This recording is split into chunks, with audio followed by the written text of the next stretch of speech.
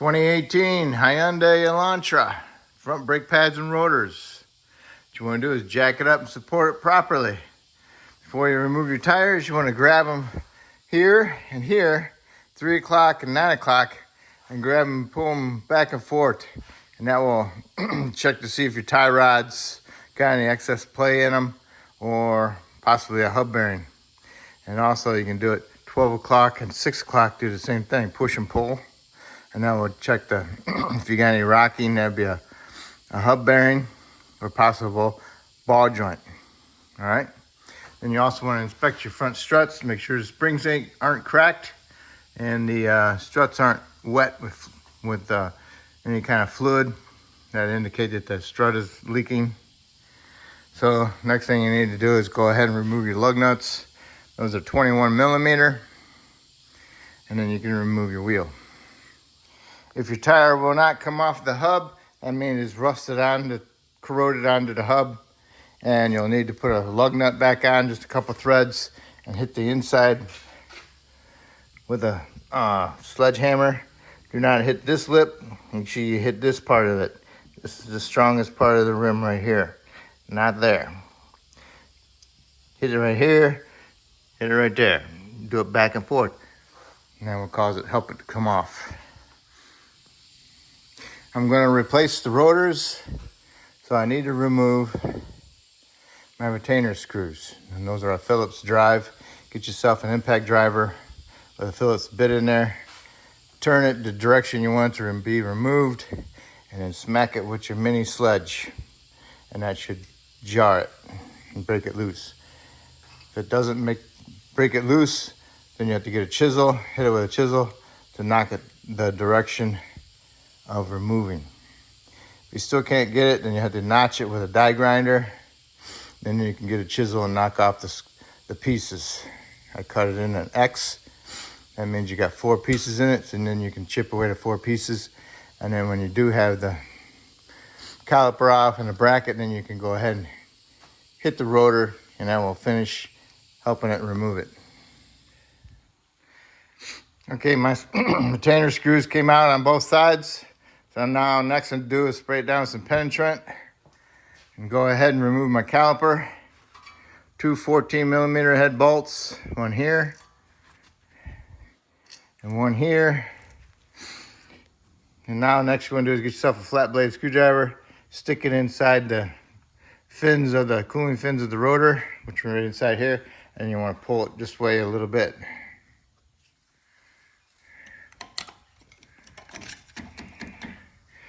And I pull it this way just a little bit, and then I help push the piston in just a little bit. So that'll release the tension on the piston to the pads. So you can go ahead and remove your caliper without having to pry it off. All right, so now there it is. Go ahead and inspect it, the piston and the boot, make sure they're not torn or leaking any fluid. If they're okay, then you can go ahead and push it off to the side for now. Okay, now here's your inner pad, outer pad. It's got these little springs on there, so you want to remove those. You want to save them just in case your new kit doesn't come with them. Sometimes they do, sometimes they don't. Always be on the safe side to save them until you find out. All right, so now you got the caliper bracket right here, and you got retaining bolts, 2 of them. 1, 2, and I think those are a 17 millimeter. You want to remove those. Caliper bracket bolts, most of the time they'll rust on this flange and they'll bust off inside the knuckle. So when you go back together, you want to put just a little bit of anti-seize right on there on the flat spot to keep it from seizing in there in the future. All right, now on the caliper bracket, you need to inspect your caliper slides. Make sure they're not frozen. If they're frozen, then you have to heat them up a little bit and get them out. And if they're really frozen in there, then you go ahead and get a reman caliper. All right, so you need to remove your pads and then your hardware. Come off of there. And then underneath there, usually builds up with rust, so you need to clean that up where these things mount. Underneath there, get them nice and shiny. Try not to remove too much metal. And then your caliper slide pins, pull them out, clean them up, and then put some Seal Glide on them and push them back in.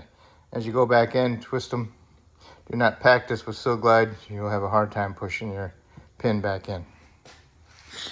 Now here's our rotor. Put a lug nut on it just a little bit. I'm replacing the rotor, so I can go ahead and I can hit it on the pad surface. But if you're not going to replace your rotor, then you'll have to hit them right there, and the vibration will knock them loose.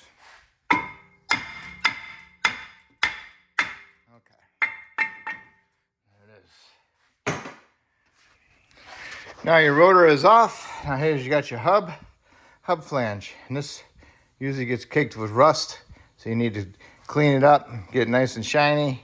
Try not to remove any metal. If there's any big chunks out that you can't get off, then you have to replace the hub assembly, because you need a nice true surface, nice and clean, so the rotor spins freely, straight.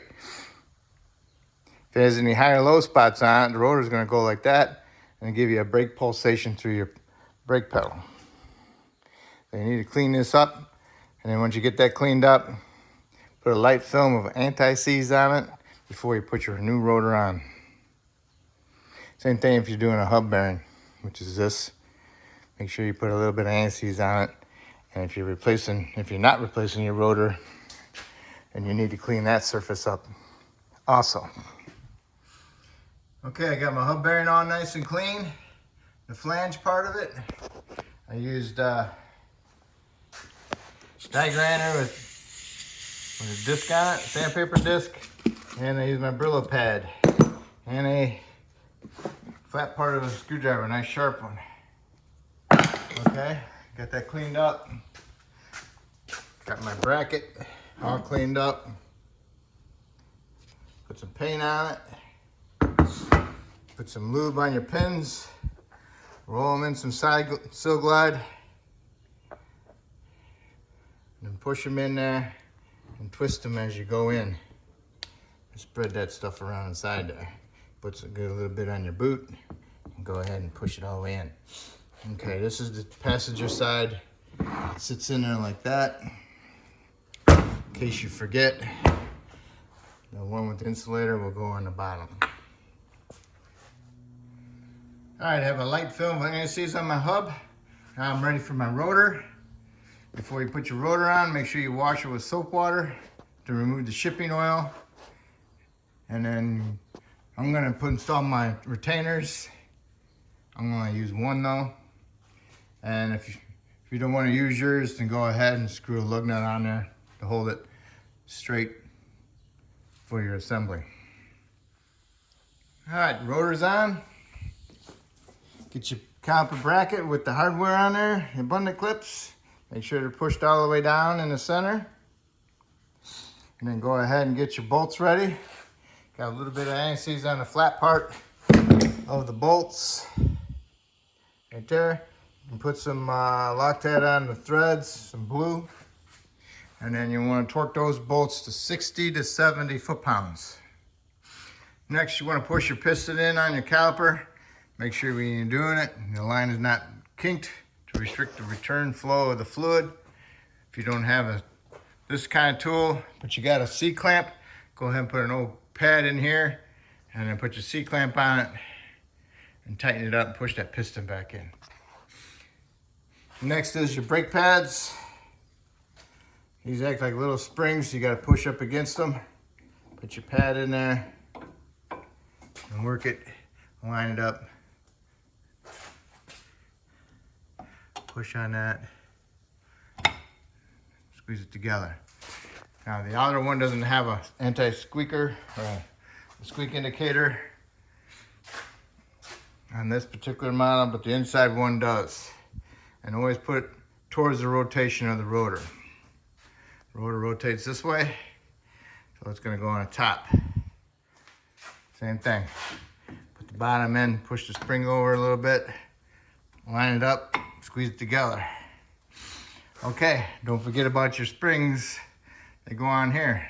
Mine came with new ones, so I'm gonna reuse my new ones. But put them in there. Sometimes you might have to hold the pad when you put the caliper back up on there, and make sure you push your slide pins in to get your caliper over it. All right, you got your springs in there. Remember, it goes like this. All right, caliper on there. Go ahead and tighten your caliper bolts 25 to 30 foot-pounds. And make sure your line is not twisted. If it's twisted, you have to take the caliper back off and spin it to make sure this line is not twisted. All right, so this will complete the passenger side. So you go do the driver's side the exact same way. And then when you're done with both sides, you can put your tires on, torque your lug nuts to 100 foot-pounds, okay? And then lower it down to the ground, start it up, push the pedal to the floor a couple times, make sure you have a good pedal. And once you do that, you can shut it off, go underneath the hood, and double check your brake fluid level inside the reservoir, top it off as needed, and that will complete your front brakes. Hopefully I helped you out with this video, and hopefully you can help me out by subscribing to me, and I appreciate it. Thank you.